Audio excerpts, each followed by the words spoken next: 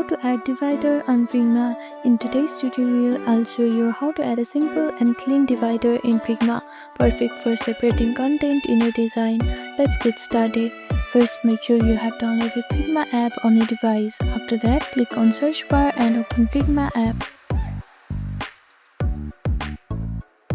Now open your Figma file or create a new one and go to the section where you want to place the divider.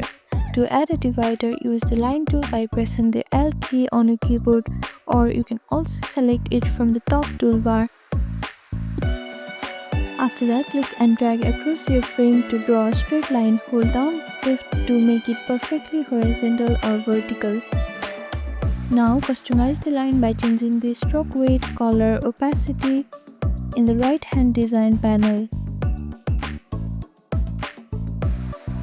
You can also use alignment tools to position it precisely. You can also duplicate the divider for multiple sections by pressing Option plus drag or Ctrl plus D. And that's how easy it is to add a divider in Figma. Thank you for watching this video. Please do not forget to like, share and subscribe to our channel, and comment down below if you have any other queries. Thank you.